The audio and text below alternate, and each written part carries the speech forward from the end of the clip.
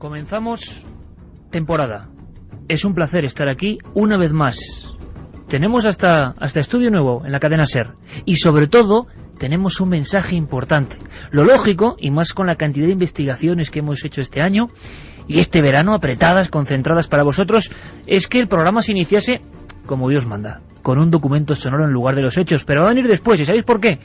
Porque acabo de recibir un mensaje un poco enigmático que dice algo así, como diría el maestro Antonio José Ales: atención, atención, amigos de Milenio 3, todos, sobre todo los amigos de Madrid, porque el próximo día 19, dentro de 2 sábados, Noche en Blanco, programa de Milenio 3 en vivo, con público, o sea, con vosotros, si lo deseáis, si queréis, si os apetece estar con nosotros, una noche inolvidable, homenaje a Madrid y a vosotros. Lo intrigante, esta casa es así, le gusta el misterio, es que no podemos decir más, solo que os pongáis en contacto con cadenaser.com, atentos a la radio esta semana, ikerjiménez.com. Guillermo León tendrá toda la información que nos vayan dando. Y ese Carmen, buena temporada, bienvenida. Buenas madrugadas, Iker. Es lo que nos han dicho. Por el momento no podemos decir nada más. Va a ser una noche mágica, va a ser una noche blanca en Madrid. Todo el mundo va a salir a la calle hasta altas horas y, como no, un sábado así, Milenio 3 tenía que estar con toda la gente de Madrid que tanto nos pedía que hiciéramos algo también para el público de la capital. No sé qué va a ser, amigos. Sé que vamos a intentar hacer lo mejor posible, con un montón de investigadores, de documentos, de historias, de imágenes. Os digo una cosa, sé el lugar, pero tampoco acabo de saberlo, no puedo decirlo. Así que, en fin, todos muy atentos, que corra la voz por los foros, entre la gente, entre los oyentes y amigos, porque empezamos 9ª temporada, se dice pronto, gracias a vosotros. Santiago Camacho, tú vas a estar, ¿no? Pues hombre, sí, lo que usted mande, yo creo que sí. Y además creo que con un amigo. Pues sí, llevaremos un amigo especial. Bueno, pues ese es el recado. Nos lo acaban de decir. Rápido, Iker, no empieces el programa como tenías pensado. Di esto. Atención, atención, amigos milenarios. 19 de septiembre, dentro de 2 sábados, en algún punto de la capital de España, podríamos decir capital del misterio, Milenio 3 en vivo. Os esperamos, muy atentos, por favor.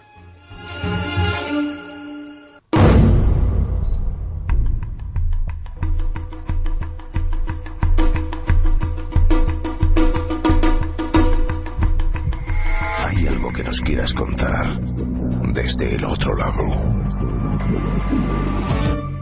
Manda un SMS al 7640. Escribe la palabra milenio, espacio y lo que nos quieras contar.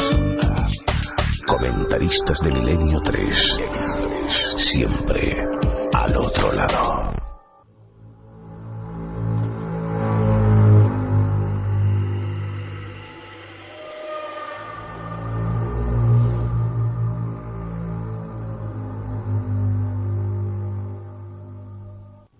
Una y 12 minutos, aquí estamos. Y ahora sí que viene tan solo una parte de la investigación. Esta noche estaremos en una casa cerca de Ronda. Estará allí Juan G. Vallejo, porque están ocurriendo cosas. Tampoco estaba preparado, es que ha surgido así y tenemos que saber por qué una familia está angustiada. Hay mucho más. Tan es así que hemos traído, desde el Perú, nuestro último viaje, una serie de sonidos que revelan un mundo del cual yo creo que jamás se ha hablado en la radio. Es un mundo clandestino, es un mundo de sangre y de espíritus, es un mundo de oro, es un mundo de maldiciones.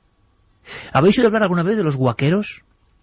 Los huaqueros serían los ladrones de tumbas o ajuares funerarios del desierto. Antes de que escuchéis este documento, hay muchos, nos hemos encontrado sorpresas en el desierto. Me gustaría hablaros de una historia que me contaron precisamente en esos arenales del sur del Perú. Es la historia de don Horacio. Don Horacio era un hombre no tan mayor como aparentaba. Daba la impresión de que la muerte le estaba ganando terreno. Él se encontraba mal y caminaba con una corbata impecable, el pasacorbatas de oro, quizá recordando alguna vieja tropelía o hallazgo, un traje impoluto también, un bastón señorial, pero hablaba muy poco. Decían las gentes del pueblo, próximo a Nazca, que tenía el mal de Huaca. ¿Qué le pasaba a don Horacio? Don Horacio, poco a poco, se iba convirtiendo en una calavera. No estaba muerto, pero lo parecía. Incluso le costaba pronunciar palabras. Quizá porque quería mantener el secreto de lo que le ocurrió una noche cuando vio una candela, una luz, en un cerro. Y se acercó. Y hizo lo que hacían los de su estirpe. Con una especie de madero o de barra o de pincho, clavar donde había aparecido la noche anterior esa luz o señal y pasarla lentamente por la nariz. Entonces sabían si allá abajo olía muerto. Y cuenta la historia que don Horacio, aunque jamás lo reveló, halló algo muy importante. Narigueras de oro, brazaletes relucientes, incluso ceramios antiguos de la época de los Nazca, primorosamente pintados, que seguro que ahora pueden estar en alguno de los mejores museos del mundo, aunque me han contado que también puede que estén debajo de una gasolinera en un museo clandestino donde se compra y se vende. Don Horacio rápidamente se hizo una casa mejor, dio estudios a sus hijos y realmente convirtió todo su entorno, su pequeña hacienda, en un lugar próspero. Por fin había abandonado la pobreza. Pero transcurridos 3 o 4 meses, empezó a sentir un dolor indescriptible. No había diagnóstico. Los médicos le miraban casi como si fuera un sospechoso ¿de qué? ¿De ser un enfermo? Solo algunos ladrones del desierto sabían que el mal de Huaca se había apoderado de él. Los que roban a los muertos, los que rompen sus tórax, los que por la noche buscan las señales de las luminarias, acaban así. Nunca llegan a viejos. Lo más terrible es que pasan 2 o 3 años, dice la tradición. Hemos visto que parece que la verdad se acaban convirtiendo en espíritus en vida. Hay quien dice que es el antimonio. Hay quien dice que son los hongos que aún reposan como centuriones de los muertos en esos fardos. Fardos, por cierto, que están muy de moda en el mundo del arte y mucha gente expone en casas lujosas, sin saber la historia que hay detrás. Hace poco un fardo funerario, un manto de momia original, labrado, bordado, de la época de los Paracas, llegó a costar unos 100 millones de las antiguas pesetas. Está en una gran sala, con personas que igual nos escuchan ahora mismo tomando un café o ordenando el servicio para que se vaya acostando. Gente de mucho dinero, que no sabe lo que hay detrás de esa vieja tela. Detrás están muchas muertes, muchas historias, muchos aparecidos en la noche, gente que pinta sus caras con sangre de perro. Todo eso hemos aprendido, o quizá desaprendido, porque es bastante desagradable, pero está ocurriendo ahora mismo, en una zona del Perú que es 85% material arqueológico, única en el mundo. A estas mismas horas, o cuando llegue el reloj a estas horas en el Perú, gentes en unos camiones, los hemos visto, estarán bajando, yendo con esas barras, en busca de su tesoro y de cómo dejar la pobreza. Habrán tomado alcohol puro para intentar exorcizar sus demonios, o esos demonios que esperan en el camino. Me sorprendió, tampoco lo tenía pensado. Íbamos en busca de otras cosas, y nos cruzamos con lo que vais a escuchar esta noche, porque esta noche con los sonidos, es nuestra forma de ver la radio, vais a estar en esos camiones, vais a estar con las personas que, escarbando con las manos, encuentran esos restos. Vais a conocer algo de lo que nadie habla. ¿Os apetece pasar una noche con los huaqueros, los ladrones de tumbas del desierto del Perú?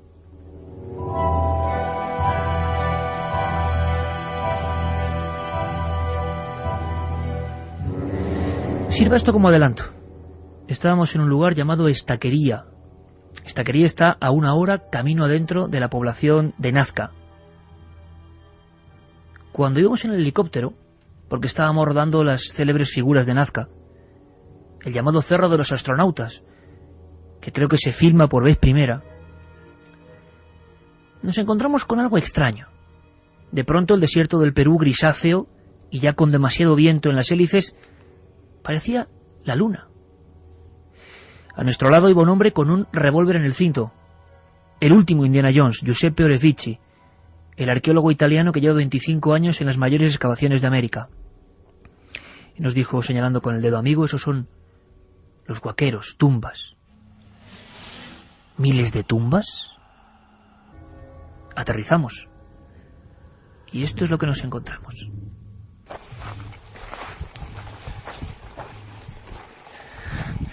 Es una impresión atravesar esta necrópolis reventada. Estamos en Estaquería, cementerio de Estaquería, sur del Perú, 1 hora de camino dentro del desierto de Nazca, y encontramos un lugar con cientos de tumbas, huesos, fardos funerarios. Es la marca de los guaqueros, la marca de los ladrones de tumbas. Con el doctor Giuseppe Orefici, 25 años excavando aquí, estamos conociendo 1000 historias.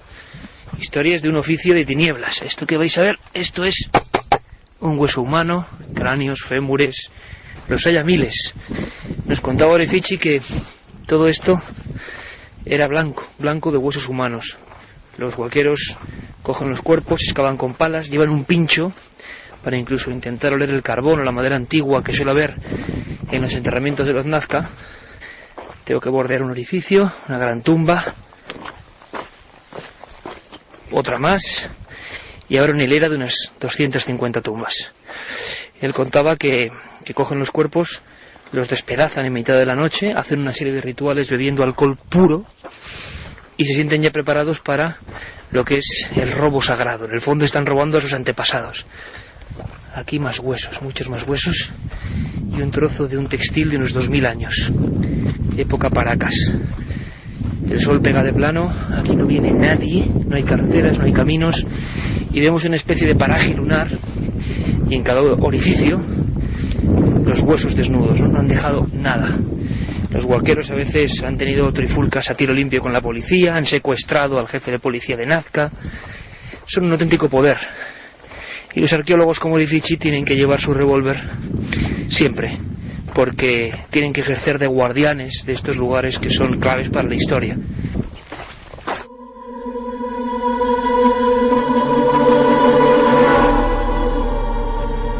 Me comunican mis compañeros Fermín Agustí y Carlos Largo, junto a Geray Martínez, como no, bienvenido compañero, 9ª temporada, se dice pronto, que hagamos otro aviso. Esto es una noche de misterio, es un aviso. Amigos, si nos escucháis desde cualquier punto del planeta, si escucháis Milenio 3 ahora mismo, fuera de España, escribidnos. Escribidnos porque vamos a hacer algo importante con vosotros. Carmen, es la idea, ¿no? Sí, además, fíjate, ya nos están escribiendo. Hemos recibido mensajes desde Chile, desde Argentina, donde ya nos felicitan por la nueva temporada, nos están escuchando en directo. Nos están diciendo, por ejemplo, que lo están oyendo con su hija desde su PC. También 9ª temporada, qué impresionante. Saludos desde el lejano y austral Chile. La nave del misterio sale a volar nuevamente. Sebastián Muñoz nos lo decía. Esa es la idea, Sebastián. Todos los que escuchéis ahora Milenio o a través del podcast, pero hacérnoslo saber, por favor. Hay 2 vías de contacto, las repetimos muy claras, para entrar hoy en contacto con nosotros, pero para decirnos, soy, por ejemplo, Sebastián, os escribo porque os oigo desde Chile. Va a ser muy importante esta temporada. 2 vías de contacto.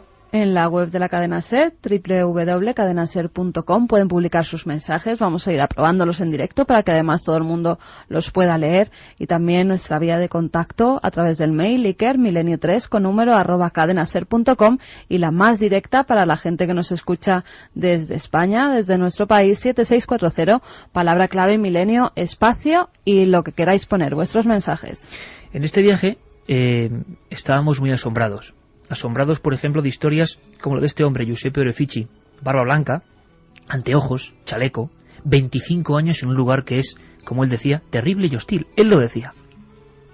Nos contó cosas tan de película como la siguiente. En Nazca hay que pagar para que la policía acuda a una distancia larga o peligrosa, por lo menos pagar, entre comillas, el combustible. Esa noche había sombras en las excavaciones de Giuseppe Orefici. Estaba solo. Por mucho que uno lleve un revólver, es difícil salir ahí. Decidí llamar a la policía. Pasó mucho tiempo. A la mañana siguiente llega el coche patrulla. Empiezan a examinar esas momias descabezadas, esas decapitaciones en mitad de la noche, esos robos. Cuando le preguntan datos a Giuseppe, el arqueólogo, se fija en una cosa.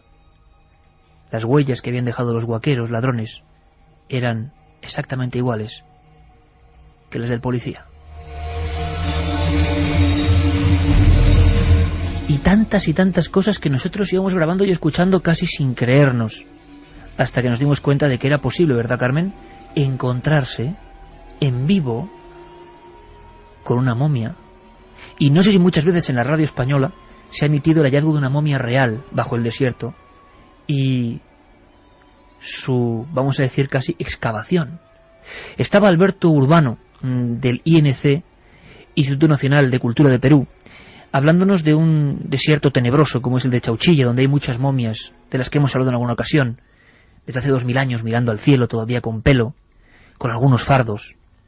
Y de pronto, compañero nuestro, José Alberto, se fija en algo que reluce, siempre a la casualidad, una especie de piecita blanca perdida que incluso pensó que podía ser algo del equipo y la tocó. Y sintió un escalofrío. Y estábamos grabando ese instante. Incluso yo, pido disculpas, digo algún improperio, no debe decirse esto en la radio, pero así se grabó y así debe sonar. Nunca pensamos el equipo de Milenio 3 estar asistiendo con un arqueólogo al desenterramiento de una tumba en ese desierto de los Guaqueros. Este sector de tumbas tiene aquí, por lo menos, aquí hay uno de... Hostias. Mira. Acá está, inclusive, mira. Esto que lo graben, ¿eh? Mira, inclusive, lo que te digo, el algodón. Yo les enseñé esto para demostrarles de que aquí hay. Increíble. Hubiera traído yo un... Y si vamos limpiando, es limpio, por favor. Perfecto. Va a ir apareciendo cerámicas, ¿eso sería, doctor? Es parte de una costilla de una persona, por la coloración y por lo grosor que puedo entender, se trata de una persona de edad adulta. Aquí, que nos permite visualizar de alguna manera que aún contiene el tejido de la persona. Mira cómo vamos un poco visualizando la otra sección de la costilla. Perfecto. Entiendo que esta es la columna vertebral, la parte de la columna vertebral, y aquí se va observando la parte de la costilla de la persona. Madre mía. Hagamos un poco más la limpieza. Permítame. Entonces vamos visualizando. Este es el húmero y el radio. Húmero, cúbito y radio.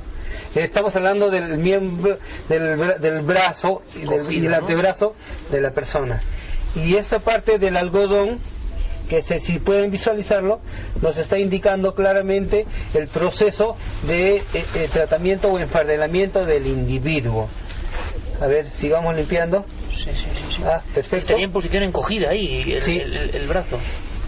Perfecto. El patrón de enterramiento de los individuos de este Valle de las Trancas es básicamente en posición fetal o de cuclillas, así como esta tumba que, bueno, hemos tenido la casualidad de poder encontrarlo.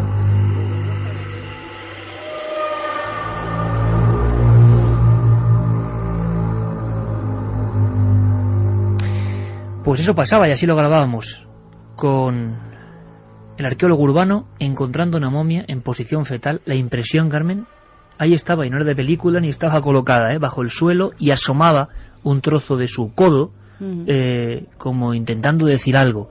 Y entonces ya caía la tarde y os aseguro que en ese lugar sentía un escalofrío, porque ni más ni menos era el célebre cementerio de Chauchilla, un cementerio que sigue causando mucho respeto en las personas de allí. Además tuvimos la suerte de que no habían guaqueado precisamente esa zona y la momia se conservaba tal y como fue enterrada. Incluso nos decía el arqueólogo que tendrían que estar allí las vasijas, los textiles con los que fue enterrada esa momia. Tal y como hace el INC cuando hace un hallazgo de este tipo, lo que hicimos fue rodear la momia de piedras, marcar el sitio para que no lo pisara nadie y para que cuanto antes el INC mandara a arqueólogos expertos a que rescataran esa parte de la historia que llevaba allí siglos durmiendo. Nos contaba el arqueólogo Orefici en la zona de Cahuachi, que es un templo extraño. Yo era uno de mis sueños verlo, una especie de ciudad de barro en mitad del desierto donde señalan las líneas de Nazca. Casi nada. Pues por ahí andábamos y mucho más adentro. Y nos hablaba de la creencia en una figura que le llaman la Vieja, que los huaqueros creen en ella, que se aparece en las tumbas. Hay un concepto curioso, ¿no? Imaginaos gente extremadamente pobre, muy pobre, que apenas tiene para vivir, pero algunos deciden dar ese salto tremendo. Es, siendo un pueblo muy religioso, ir por la noche, siempre por la noche, a robar a los muertos, a quitarles las costillas, a ver qué hay de oro o qué hay de estos fardos tan valiosos hoy en día. Se puede consultar en cualquier sala de subastas internacional qué precios alcanzan estos ajuares funerarios. No deja de ser un poco siniestro, no sé qué opináis, amigos. Pero empezamos a enterarnos en ese desierto durante varias noches de muchas historias que me parecían de una novela. Otro de esos compañeros del desierto, que conoce a muchos huaqueros, nos hablaba de algo que tiene que ver con lo que muchos ufólogos o especialistas del misterio han llamado luces populares. Hemos escuchado en España historias de luminarias que señalaban tesoros, por ejemplo en Extremadura. Esa creencia. Es curioso cómo 12.000 kilómetros se reproduce exactamente igual. Pero es que hoy, septiembre, día 5, ya 6, 2009, hay gente que está mirando los cerros para ver la luminaria y acudir exactamente ahí. Esto nos contaban. Las candelas y las luces señalan siempre el camino correcto. ¿Qué será? Una quebrada que yo vivo a 150 kilómetros de Lima. Hay una quebrada así, casi parecida como esta, pero los cerros son más grandes. Y que resulta que había unos campos así desérticos, y cuando en las noches, en junio, y se veían candela. De la nada, veían candela. Entonces decía, ¿pero quién está quemando? Si no hay nadie, nadie vive. Es el fósforo de los muertos, ¿no? Y se quemaba, y había una candela, y entonces como ellos ya sabían, iban al lugar y hacían una señal. Y al día siguiente, eso lo veían de noche. Y de día iban, lo excavaban. Pero no sabían, pues que excavando, encontraban, por decir, unos cajones de cuero llenos de oro, o cántaros llenos de oro, y ese antimonio los mataba.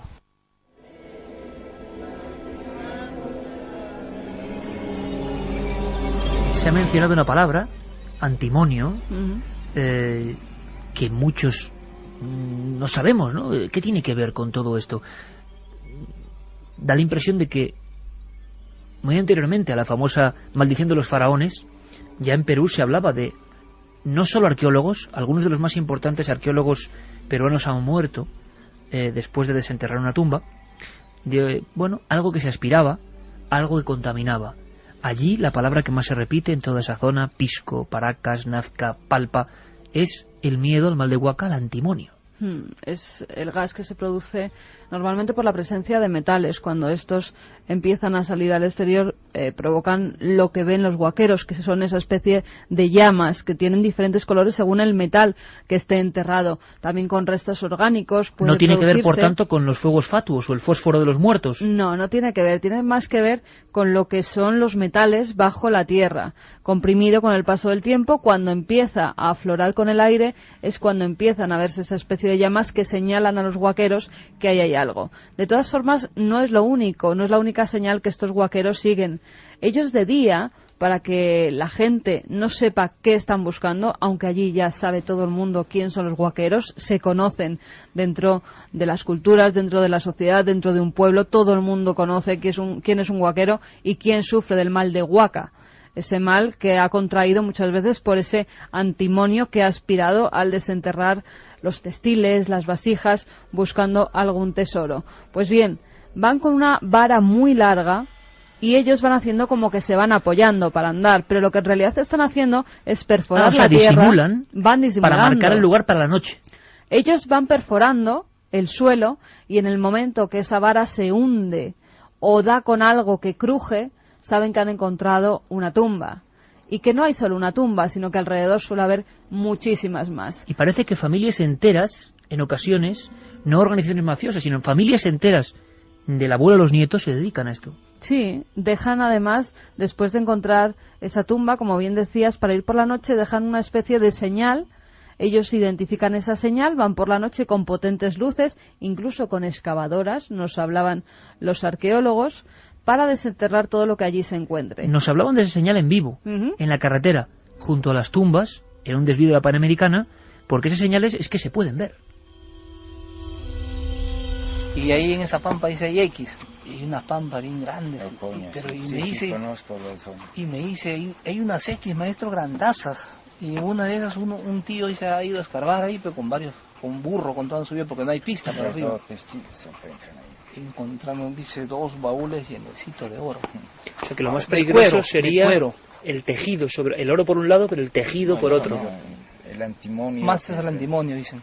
El antimonio, el oro tiene antimonio cuando está enterrado ahí, es un gas. Crea antimonio. Claro. Y los arqueólogos cuando no tenían máscaras, en la época de Tello y tal, ¡pum! Alguno. La Ferkilus Níger se descubrió en un enterramiento de un rey en Polonia, en Bulgaria, pues murieron 6. El antimonio mata, ¿no? Cuando se abrían los fardos en Pueblo Viejo y para los enfarderamientos se hacía como una semana también. ¿Qué es lo que has visto, tío, Marcos, cuando venís por aquí? Pues una mata de cabello humano. Impresionante. ¿Dónde? Pues ahí entre las tumbas. Algo que asomaba entre la arena y era una matita de pelo humano.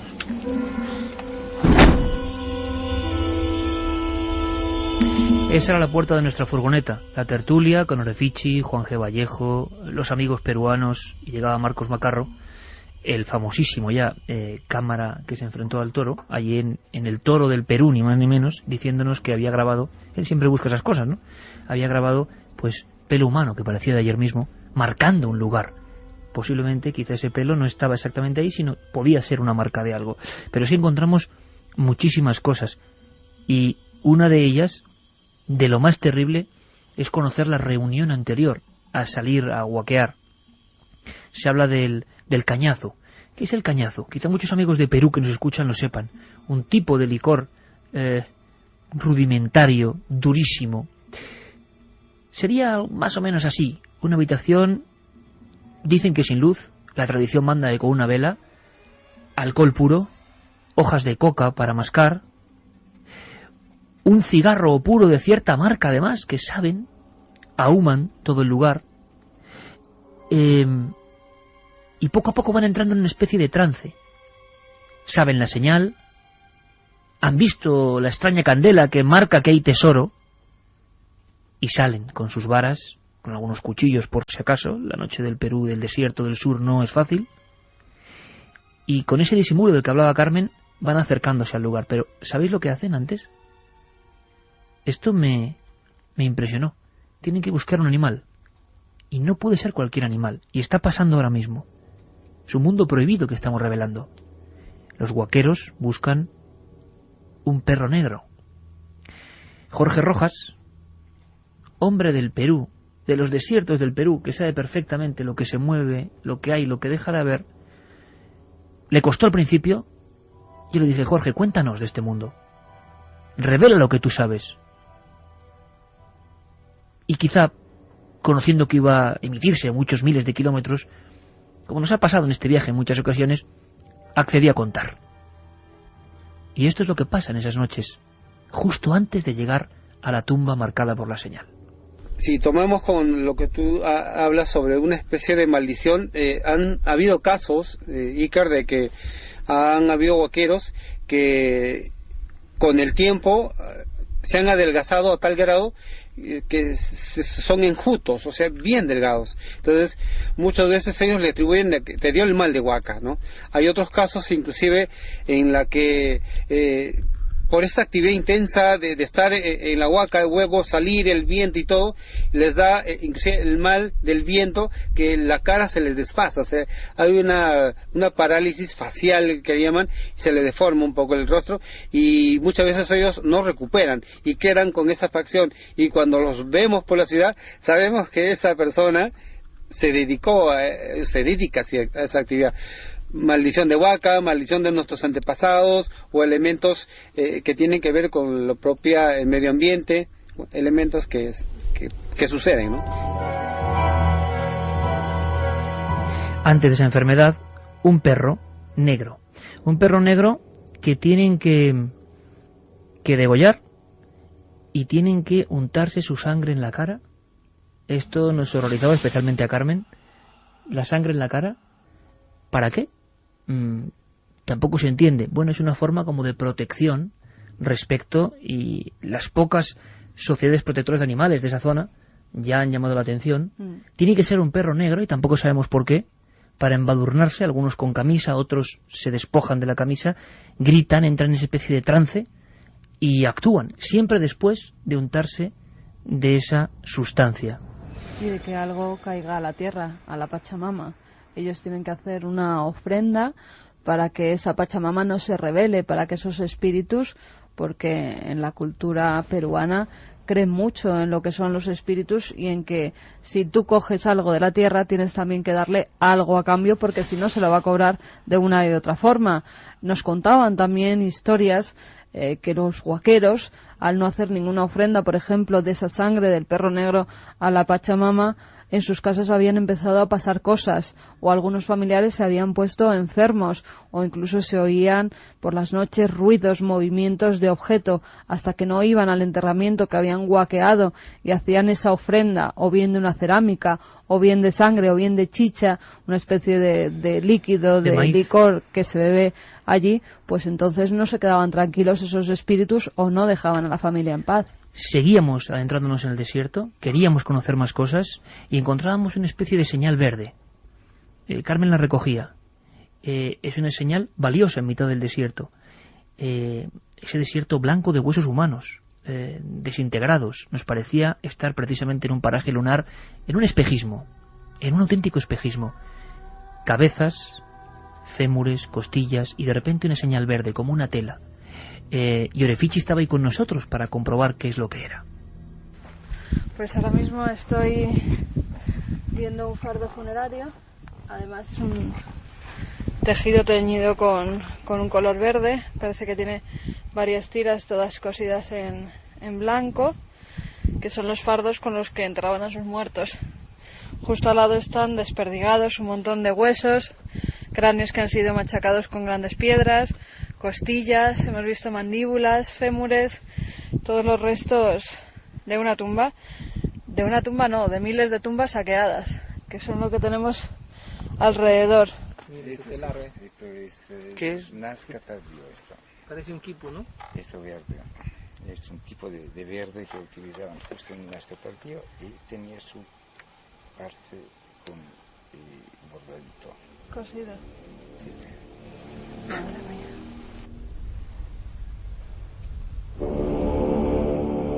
De pronto, con otro de los arqueólogos, encontramos otro de esos bordados, tiramos un poco, y era el cuerpo partido de un niño, con los brazos, con una especie de traje, decapitado. Aquel era el desierto del horror, lo más extraño que yo he visto. Juanje, que nos acompañaba, decía: yo he visto arqueología profanada, pero es que esto... La imagen de que las calaveras con sus ojos huecos te estaban mirando, algunos en su última sonrisa, esos cráneos desperdigados, porque la acción tiene que ser rápida, porque no hay mucho tiempo que perder, y además hay que destrozarlo todo en busca de los elementos de valor. Lo humano no sirve. Ya uno se ha exorcizado contra ello. Quizá esta noche esté ocurriendo, dentro de unas horas ocurrirá allí. Hoy en día, uno de los grandes peligros para la cultura arqueológica peruana es luchar contra los ladrones de tumbas. Nos parece del 19, ¿verdad? Incluso aquí Carmen tiene un dossier que ha sacado de cómo identificar y luchar contra los huaqueros, pero es muy difícil. Hoy en día, de cada 3 piezas que se extraen, 2 no van a la línea oficial, a los museos, sino que se ocultan en otros recintos clandestinos, donde los huaqueros lo que suelen hacer rápidamente es fundir el oro. ¿Os imagináis? Oro de hace 2000 años, como ha ocurrido con la llamada diosa de los báculos en la zona norte. Cosas prodigiosas, como iba a ocurrir con el llamado Tutankamón de América. Simplemente, para no dejar huellas, lo funden con métodos rudimentarios y acuden a las joyerías con esos lingotes extraídos de lo más antiguo de sus antepasados para cobrar dinero, no mucho. Y rápidamente la mayoría de los huaqueros, es lo que nos han comentado, dedicarse de nuevo a gastarlo en cañazo, en alcohol, como un círculo vicioso que nunca para. Ha habido muchos muertos ya entre arqueólogos asesinatos, sacrificios entre guaqueros y personas del orden y policías. Secuestraron al jefe de policía de Nazca, y no solo eso, sino que ya algunos, nos comentaban, han pasado del sacrificio del perro negro a, en ciertos tesoros, dejar otro tipo de sacrificio, un sacrificio humano, matar a alguien antes de, como ofrenda a la tierra, antes de empezar a excavar.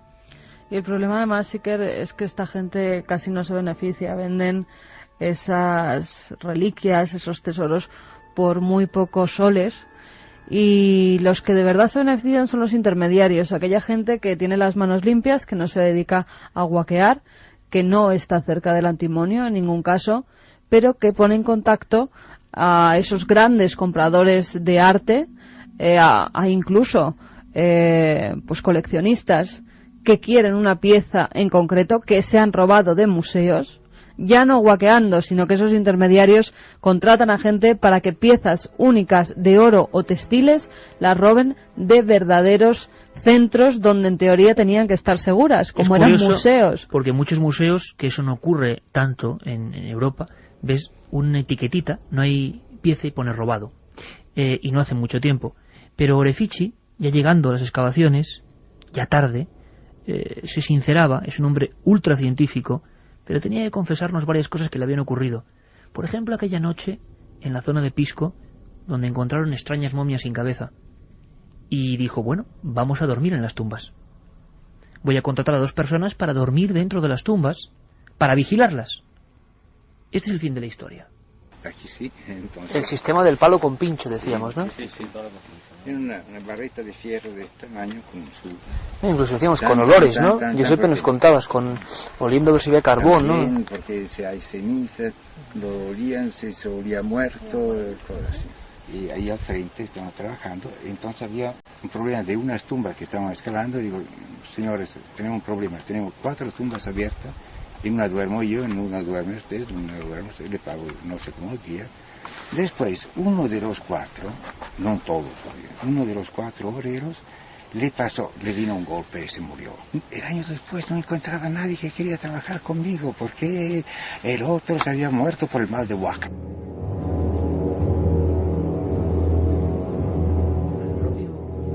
Al propio Orefici, al propio investigador, al propio arqueólogo, cuando llegaba pidiendo gente para ir a trabajar a la excavación de las tumbas, bueno, pues le ponían la cruz con los dedos prácticamente, las madres de esa zona, protegiendo a los suyos y llamándole pistaco, que quiere decir arrancabuntos o sacamantecas. Orefici con su barba, pues les daba ese aspecto. Ellos creían que un ser barbado era el llamado sacamantecas que los llevaba a las tumbas. El propio arqueólogo oficial tenía que lidiar con todo eso, digno de novela. Como decía, revólver al cinto por si acaso. Historias increíbles, vigilando él solo y pagando de su dinero tumbas y tumbas, hasta que empezó a darse cuenta de que, caramba, le iba sacando los cuerpos. Imaginaos esto, por favor, en un cuartucho, pero en un cuartucho levantado con latones. Así trabajan los arqueólogos en el Perú, sacando las momias, muchas veces de noche porque con el sol es imposible, y poco a poco desenfardelando o quitando la ropa para catalogarla. Y tiene que confesar que muchas veces han pasado cosas curiosas. Es inevitable que se haya acordado de muchos arqueólogos, entre ellos el más famoso de la historia de Perú, Julio César Tello, que murió por la contaminación, o quién sabe si por el mal de Huaca. Que se va enfermando los pulmones y se muere por eso, ¿no? Cuando encuentras un fardo y lo dejas ahí un día o 2 días, hace hongos, y esto pueden afectarte los pulmones, ¿no? Y Tello murió de esto, por ejemplo, desenfardelando muertos. Yo he desenfardelado 500 muertos, pero no me pasó nunca nada, y nunca con máscara, porque me odio ponerme la máscara. Ahora que tanto se habla de máscaras de protección, el amigo Giuseppe Orefici, al que es un homenaje, que sigue allí, decía, no me la pongo, y si tiene que llegar al mal de Huaca, que llegue. Pero a él no le ocurre, pero le ha ocurrido a otras personas, que han ido después a investigar justo donde ellos estaban.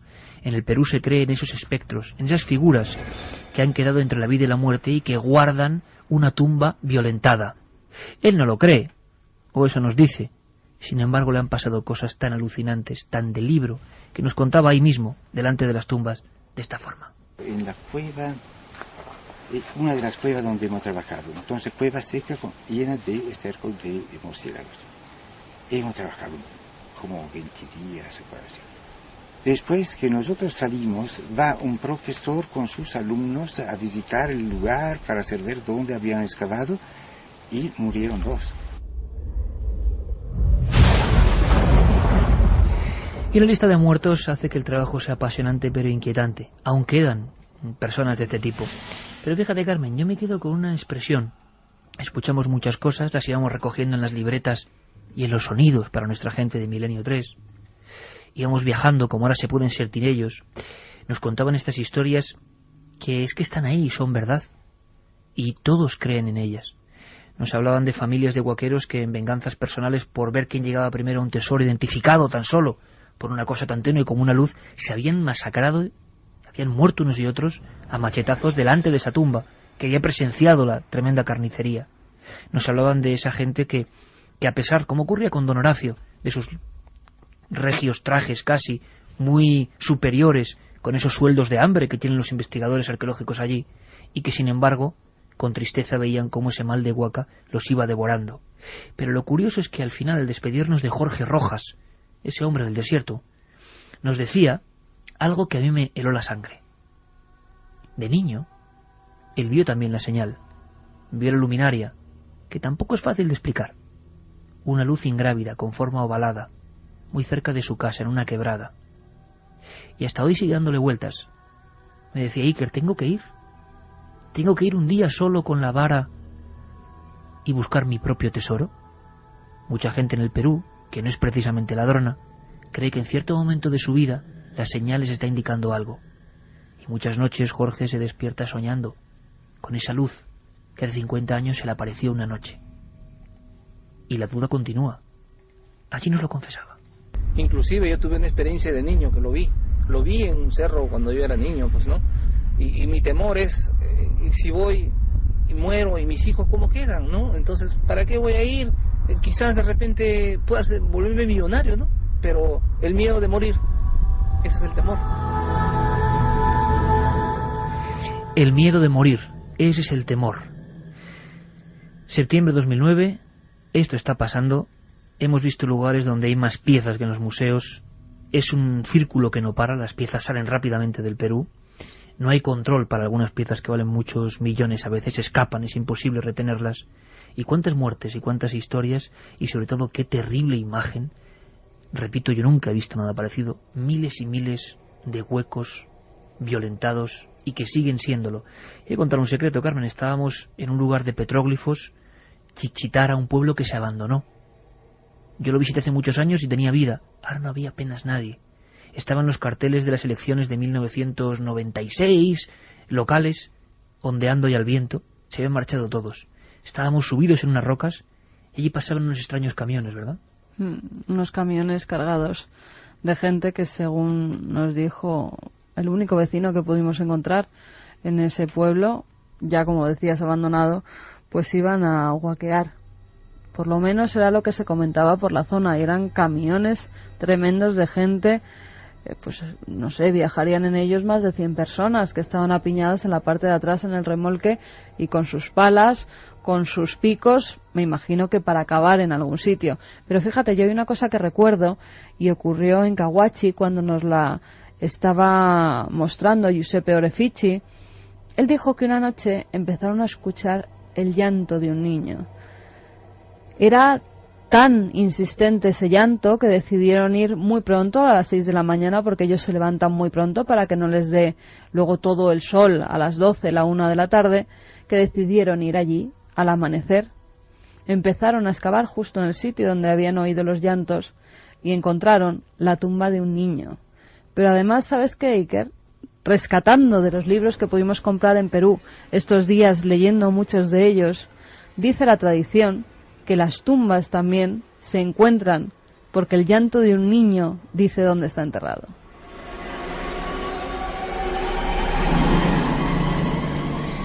Hay una cosa sumamente importante, y es que el llanto de un niño tiene conexión inmediata con la siguiente historia.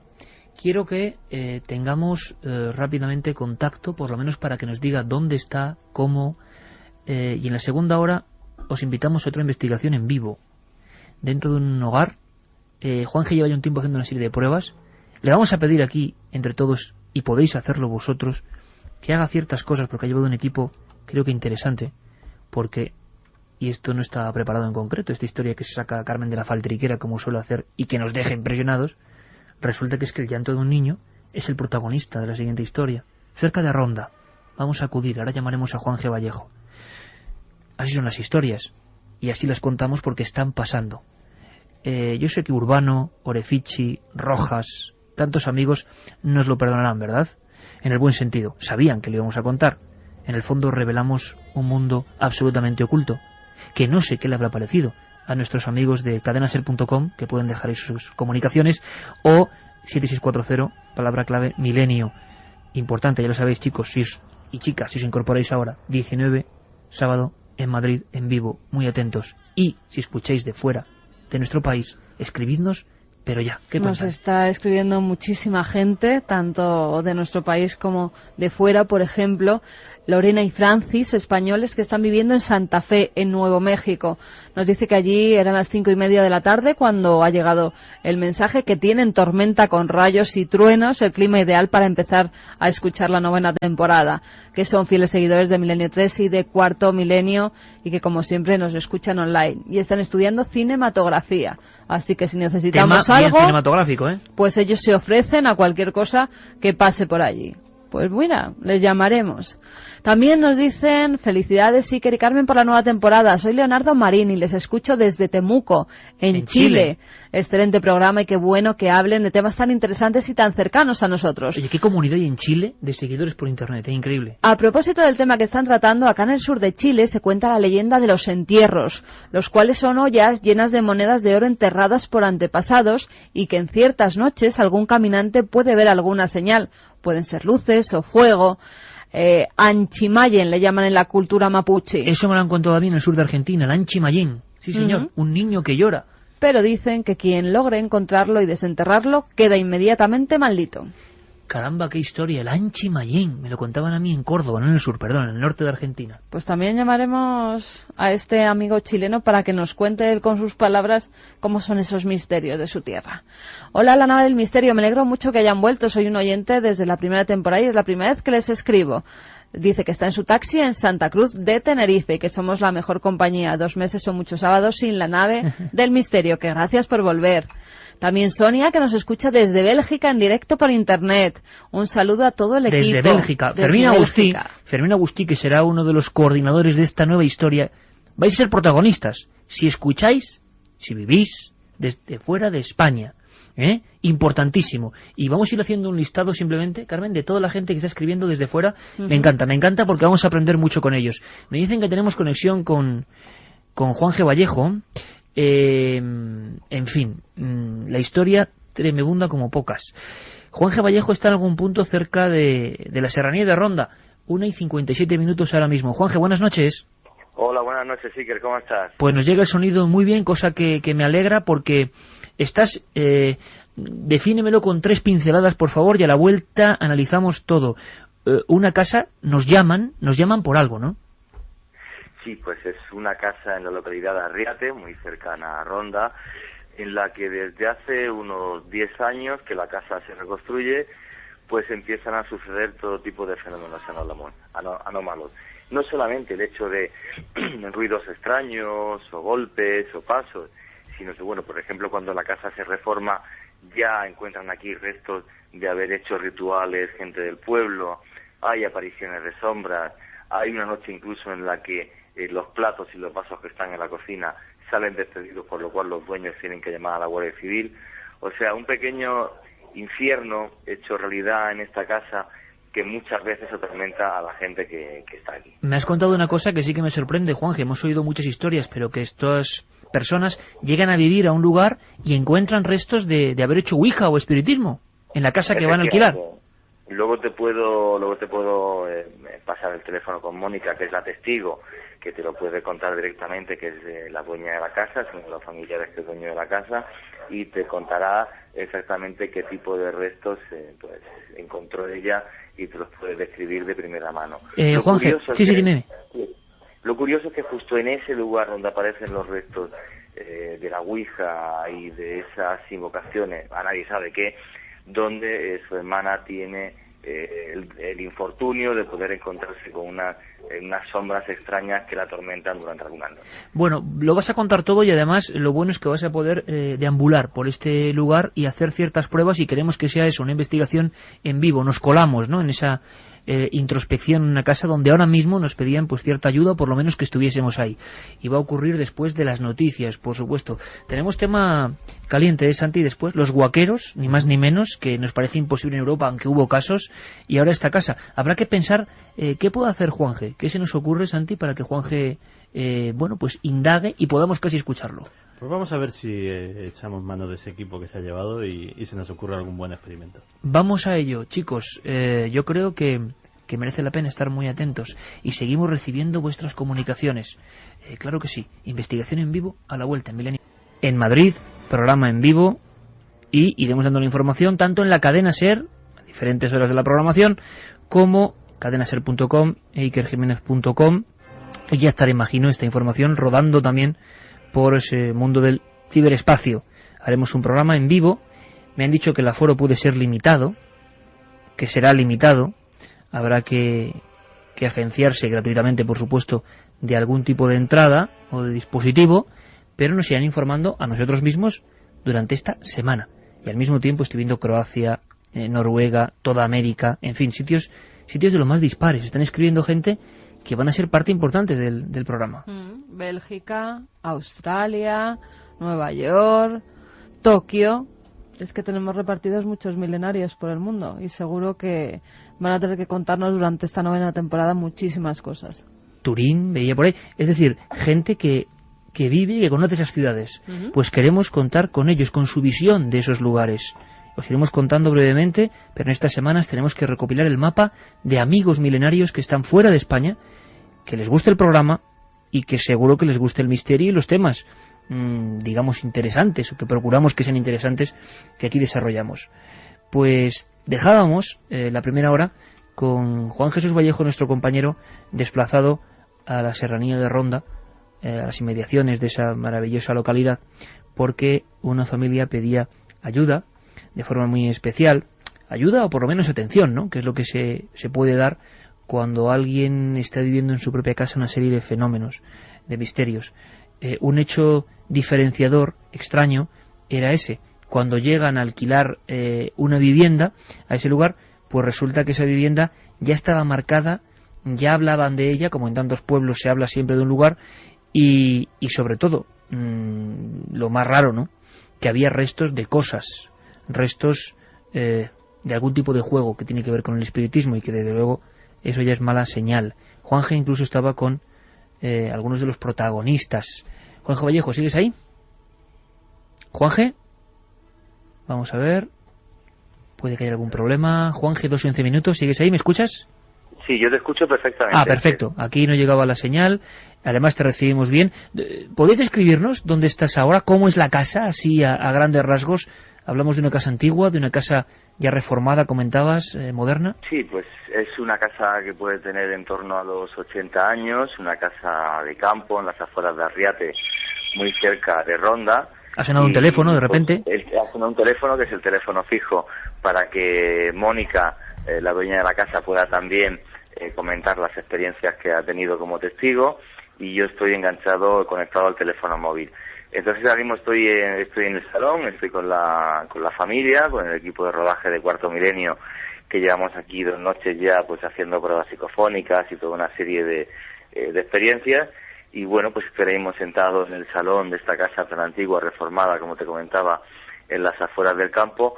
Una casa que, como te dije, al estar mucho tiempo abandonada, ya que Mónica y su familia vinieron de Francia a volver a habitarla hace unos 10 años, pues al parecer gente del pueblo o de las afueras del pueblo, porque no se sabe, pues hicieron rituales en la Ouija y dejaron restos de esa actividad aquí en la casa. De todas formas, ya te digo, fue a raíz de vivir aquí cuando empezaron los fenómenos, que no han cesado hasta el día de hoy. Y tenías cerca entonces a Mónica, me comentabas.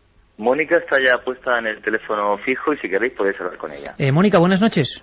Buenas noches, Iker. Hola, ¿cómo estás? Gracias por atendernos, gracias por permitir que el equipo esté ahí con vosotros de cara a una investigación. Oye, ¿qué es lo que os encontráis cuando llegáis a ese que va a ser vuestro nuevo hogar? Bueno, pues nosotros cuando vinimos aquí pensábamos que era una casa común, pero luego pues resulta cuando llegamos nos encontramos lo primero en el suelo de la vivienda, en una habitación, había como un pentagrama pintado en el suelo, con unas velas y una ouija de cartón, y bueno, nos entró un poco de miedo, pero sin más. Pero luego resulta que cuando pasaban las noches, empezábamos a escuchar pues ruidos como golpes, pasos, voces, y bueno, cada noche era peor. Una cosa, Mónica, para ir paso a paso, porque creo que el testimonio es interesantísimo. Claro, cuando uno se encuentra eso, en el lugar donde va a vivir, ya le llama la atención. ¿Qué hicisteis con todo eso? ¿Lo borrasteis, lo rompisteis, lo guardasteis? Lo tiramos lo más lejos que pudimos, la verdad, y lo borramos todo. Santi, una cosa, primera descripción de esa señal que se encuentra. ¿Para qué suele hacerse eso? ¿Una ouija mezclada con el pentagrama en el suelo?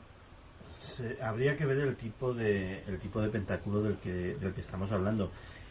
Si la ouija la encontraron en el suelo dentro de un pentagrama, lo más probable es que fuera un pentáculo de protección y que con esa ouija hubieran estado intentando contactar con algún tipo de espíritu maléfico. Se traza el pentáculo en el suelo y los practicantes se sitúan dentro precisamente para que esa figura mágica les proteja de la acción de ese ser al que pretenden invocar o con el que pretenden contactar.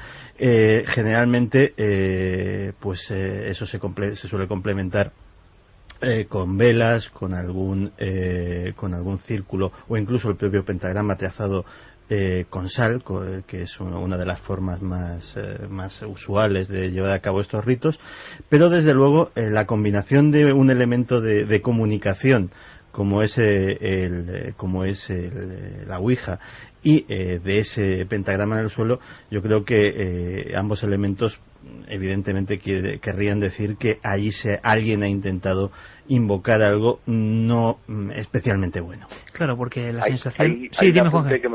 Sí, hay un apunte y que Mónica creo que lo puede corroborar y pregúntale a tal efecto. Creo que ella sí vio efectivamente un círculo alrededor del pentagrama y unas velas. Preguntarle a ella, que está en el teléfono, pero yo recordaría que en la entrevista que le hice me comentó eso. Y esto, Mónica, lo que dice Juan Jesús Vallejo, esas velas y ese círculo, ¿y era en el salón principal de la casa? Sí, bueno, en una habitación bastante grande, pues así fue tal y como lo dice Juanjo, fue impactante además, porque recuerdo que era bastante grande, el tamaño cogía toda la habitación, y bueno, era impactante. Toda la habitación. Fíjate qué curioso el hecho de que uno puede pensar al ver esos elementos rápidamente en una secta, en algún grupo de adoradores de lo que sea, pero no como comentaba Santiago Camacho, que por eso está aquí, en ese concepto de protección, de hacer algún tipo de invocación y sentirse protegido en el mundo de la alta magia. La primera noche, ¿cómo es, Mónica? ¿Ya os sentís extraños, quizá por la sugestión de haber visto eso, o ya escucháis o notáis algo concreto esa primera noche? Bueno, pues la primera noche, es una casa de campo, siempre hay ruidos, entonces no prestamos mucha atención. Pero luego relacionamos lo que hemos encontrado pintado en el suelo de la habitación con lo que empezamos a escuchar y ya vemos que son fenómenos totalmente extraños, porque no tiene nada que ver ni con el viento ni nada. Son pasos como si había más gente conviviendo con nosotros y bueno, ya empieza incluso a asustarnos. ¿Hacía algún trayecto esos pasos? Es decir, ¿partían de algún punto y morían en algún punto? ¿Eran en alguna habitación concreta?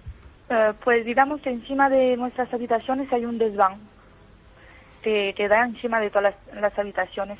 Entonces, claro, empiezan los pasos desde la puerta del desván hasta lo más profundo del desván. Es como si había gente viviendo ahí, se escuchaban golpes, pasos, susurros, era impresionante. Mónica, ¿es una casa aislada del resto de casas o está pegada a otros bloques? No, bueno, hay algunas casas más para abajo, pero está bastante aislada del pueblo, está bastante más en altura. ¿Los vecinos qué decían? ¿Os habían hablado de esa casa en algún aspecto particular o preguntasteis entre las personas si había algún problema? Porque imagino que lo primero es pensar en algún tipo de alimaña, ratas o algo, ¿no? Nosotros, bueno, cuando llegamos se ve que aquí se había metido mucha gente, así que se ve que ha pasado por aquí mucha gente, porque teniendo en cuenta de que estaba abandonada, después de que mis abuelos fallecieron, pues cualquiera se ha podido meter adentro para hacer cualquier ritual o cualquier cosa. Y bueno, la gente no sabía qué decirnos tampoco, porque como esa casa para ellos estaba como abandonada, no pensaban nunca que nadie iba a volver. O sea que es una casa que transcurre un tiempo grande, se abandona, la típica casa donde mucha gente, pues por el aspecto, por lo que sea, empieza a hacer cosas muchas veces en plan de diversión, sin ningún conocimiento. Ahora eso del pentáculo tan grande como una habitación nos llama poderosamente la atención. Sí, y otra cosa, que si Juan G. no nos ha informado mal antes, hicieron reformas. Sabemos que siempre que hay reformas en las casas parece que algo se mueve, parece que algo que ha estado allí empieza a recobrar vida, y muchas veces es cuando comienzan a escucharse los ruidos, a verse sombras, una serie de fenómenos que son típicos de esas casas presuntamente encantadas. ¿Cuál es la primera noche? ¿Cuándo ocurre, Mónica, cuando ya de verdad os ponéis nerviosos? Imagino que subís ese desván, examináis todo y veis que no hay absolutamente nada. Sí, así fue, subimos y no había nada, todo normal, tal y como lo dejamos, y bueno, ya luego pasa el tiempo y bueno, no hemos vuelto a subir hasta esta misma noche. ¿Hasta esta misma noche no habéis estado en esa zona? ¿Y no. ¿qué has sentido? Angustia. ¿Por qué? Yo diría que angustia porque ver de dónde provienen los ruidos y ahora tener yo que subir de donde vienen me ha impactado un poco. Juanje y Mónica, que seguimos en contacto y nos lo está contando fenomenalmente y se lo agradecemos un montón. Sé que toda la audiencia, cientos de miles de amigos están ahora, en fin, pegados porque qué bien contado, con qué rotundidad, y es simplemente lo que ella y más personas están viviendo, ¿no? Han vivido. Juanje, ¿ese desván cómo es? Yo no sé si podemos hacer la experiencia de que tú subas a ese lugar. ¿Estás cerca de ese sitio? Puedo subir, estoy cerca, sí, estoy cerca.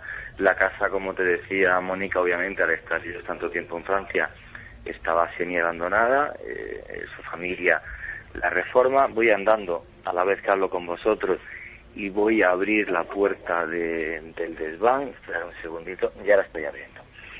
Pues el desván es, bueno, esto que oís es la puerta del desván.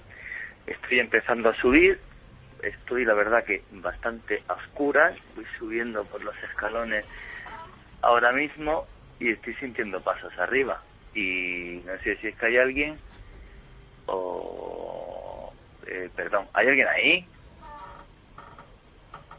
Espera, qué susto me acabo de llevar. ¿Qué pasa, Jorge? Era Zeus que estaba detrás, que se estaba moviendo, yo estaba en total oscuridad y he escuchado unos pasos y te aseguro que me llevó un susto de muerte. Zeus es otra persona de la familia. Era una persona de carne y hueso, sí, que lo escucharon por la radio, ha venido a intentar darle una luz al desván, pero te aseguro que me llevó un susto de muerte. Madre mía, no, y nosotros nos hemos quedado, esto... Claro, yo me he parado porque estaba en plena oscuridad y siento unos pasos y digo, madre mía, hemos intentado, bueno, ya estoy en el desván, lo puedo describir perfectamente.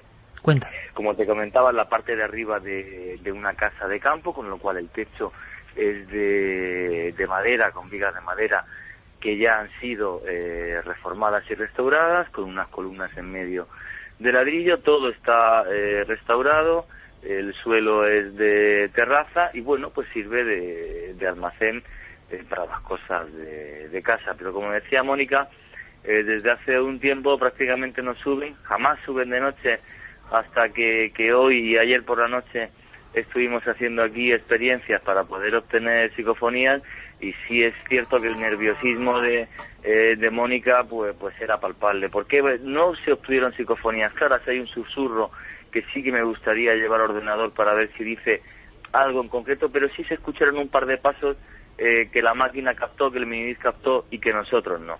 Eso es lo más curioso. Sobre el desván, voy andando ahora mismo por él y, hombre, tiene un aspecto un poco no sé por qué desapacible, porque como te digo, está ordenado, está reformado, los ladrillos están todo bien puesto, ordenado, las columnas, pero sí tiene una sensación, no sé por qué, pues un poco desapacible. Otra de las cosas que estoy investigando y que he intentado repetir también esta noche a través de la investigación es que la hermana de Mónica tenía un bebé. Pusieron un receptor y emisor de radio de los que venden para los niños por si lloraba o se escuchaba alguna cosa, y de repente en ese dormitorio que está justo debajo mía, justo debajo de este desván de donde salen todos los ruidos, pues los padres, la hermana de Mónica empieza y su marido empiezan a escuchar una serie de ruidos extraños, como susurros, como un niño llorando. Se levantaban pensando que era su hijo el que estaba llorando, y el niño estaba dormido perfectamente. O sea, a través de la radio se escuchaban unos llantos que en la casa no existían, lo que hizo que la hermana de Mónica y su marido Juan, al que he entrevistado para Cuarto Milenio, optaran por llevarse la cuna del niño a su cuarto y prácticamente tirar a la basura aquel aparato de radio que tanto miedo le hizo. Es una forma de obtener psicofonías o de transcomunicación que les salió de forma natural sin ellos saberlo, y que realmente les impactó hasta tal punto que bueno, que cambiaron la distribución y se llevaron al niño justo hasta su lado.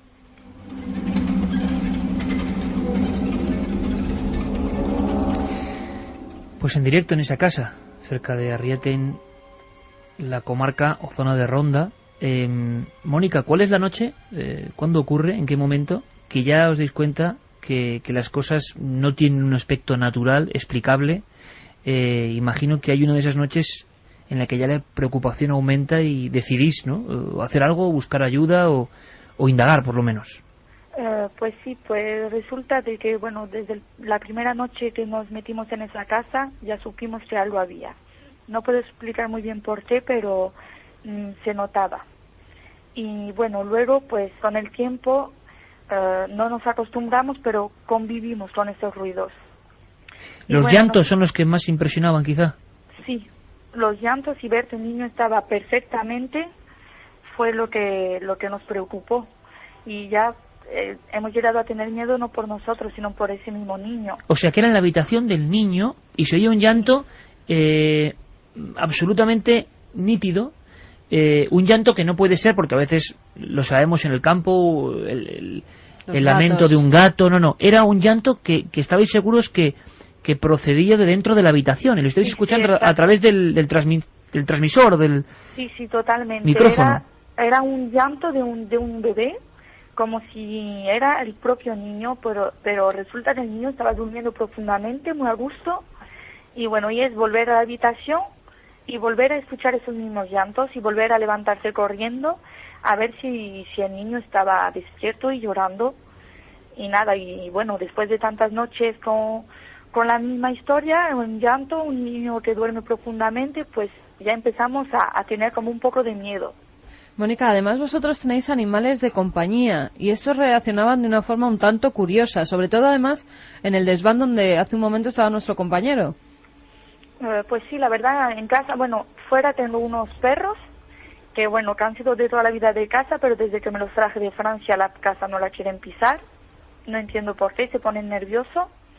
Y aparte, pues en casa tenemos una gata que ella nos sigue a todas partes, pero resulta de que ayer se quedó en el desván encerrada por error y la encontré totalmente asustada, totalmente atemorizada y llorando, maullando como, no sé, como si la estuvieran matando.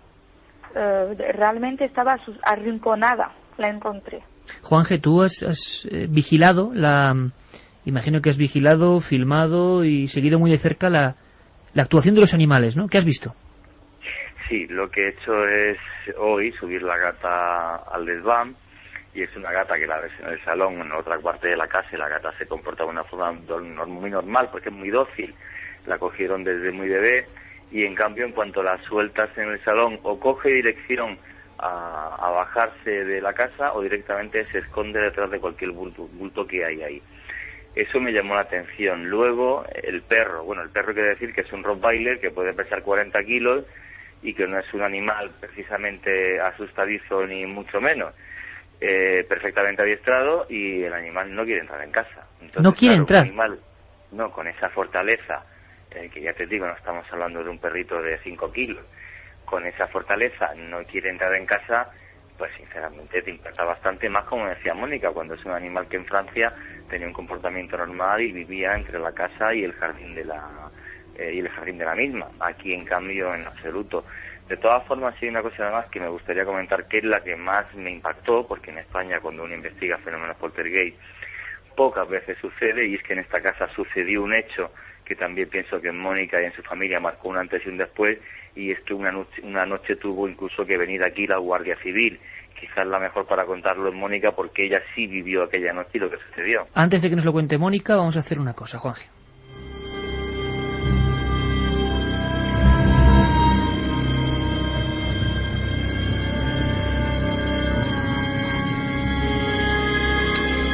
Dos y 28 minutos en la vuelta de Milenio 3. Juan Jesús Vallejo con Mónica. Hay que decir que también su esposo ha vivido acontecimientos, su hermana, es una familia entera, en una casa ya con tradición. Pocas veces hemos visto un caso completo, ¿no?, por la cantidad de testimonios. Y es Mónica la que está además siendo portavoz. Y se lo vuelvo a agradecer, porque hay que ser muy valiente.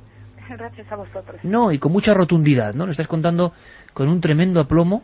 Y yo sé además, Mónica, que es muy importante para las muchas personas que lo escuchan, que viven situaciones similares y que desgraciadamente no son tan valientes, hay que comprenderlo, y no se atreven a contarlo.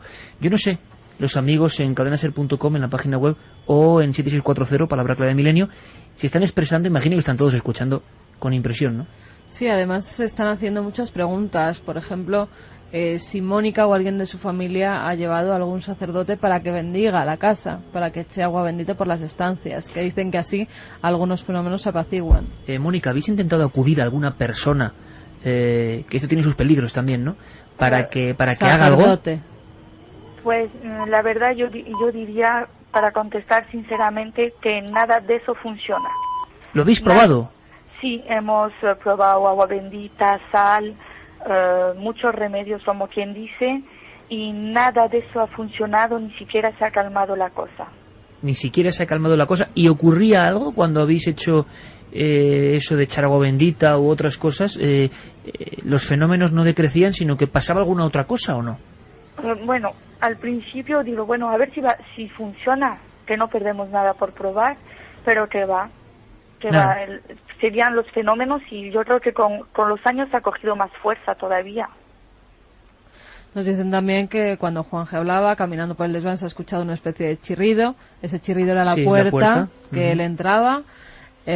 También nos dicen si ellos han hecho la ouija en algún momento allí, o solo se la encontraron, solo se encontraron ese pentagrama en el suelo de otra gente que no fuera suya. Mónica, pregunta a la gente si en alguna ocasión habéis hecho algún tipo de espiritismo o algo para saber.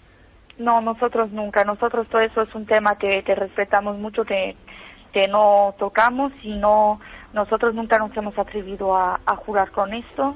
Justamente después de encontrarnos esto, más razones por no hacerlo. Pues yo creo que, Santi, que es la respuesta ideal, ¿no? Es decir, porque puede haber una tentación, y más muchos expertos, entre comillas, que vayan a esa casa diciendo, bueno, tranquilos, que me estoy imaginando, ¿no? La típica escena de que es que en todos los lugares puede haber alguno que vaya de sabio, no, es que se cerró mal la comunicación, están haciendo espiritismo y hay que cerrarla, y eso podría ser algo realmente peligroso, Santi. Sí, pues, sí, hemos preferido dejarlo así.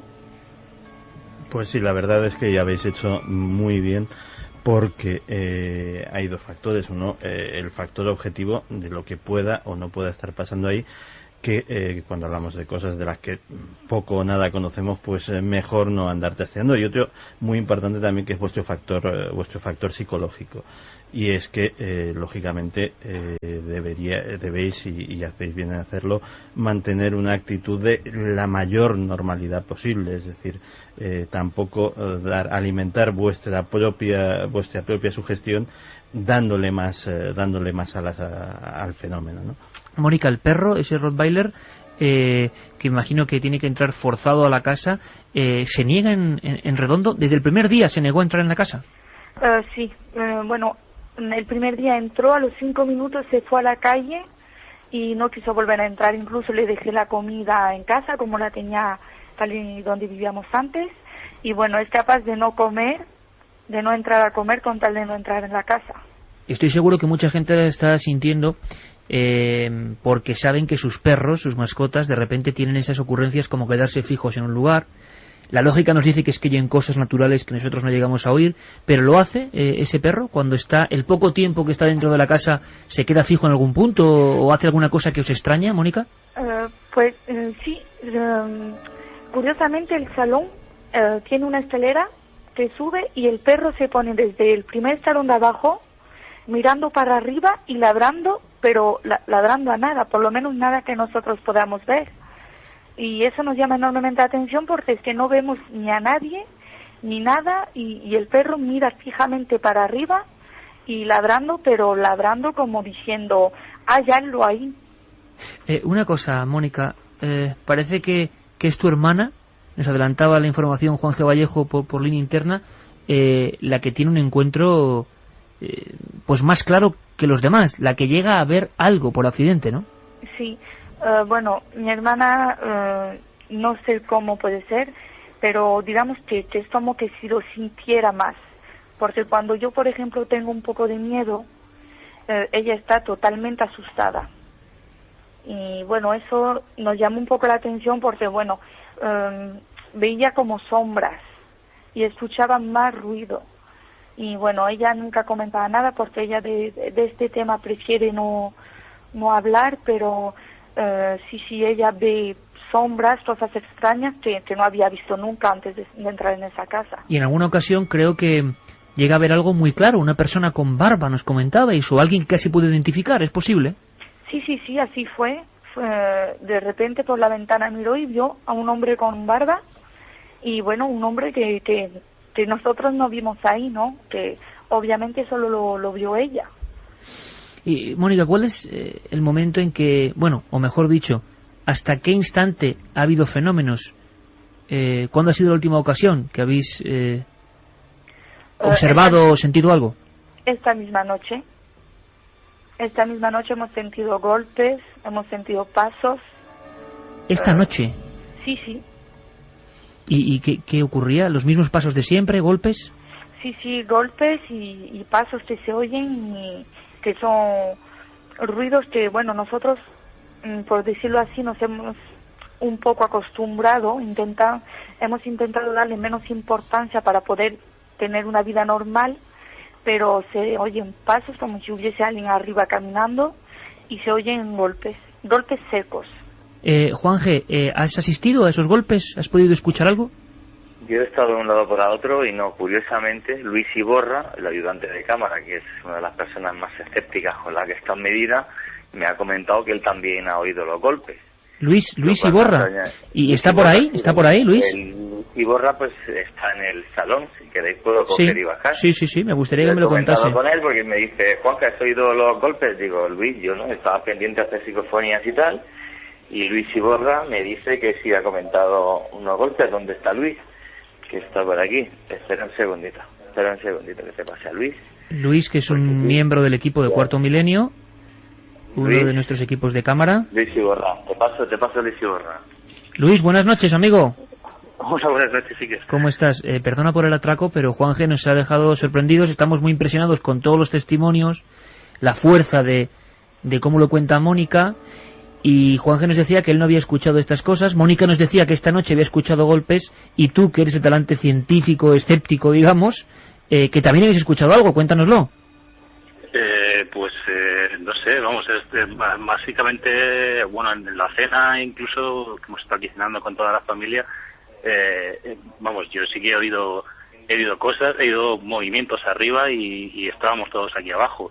No sé decirte qué era ni cómo, pero vamos, sí que he oído cosas, he oído movimientos. Defíneme movimientos, Luis, ¿qué tipo de movimiento? O sea, que era algo lo suficientemente claro que a ti te llamaba la atención.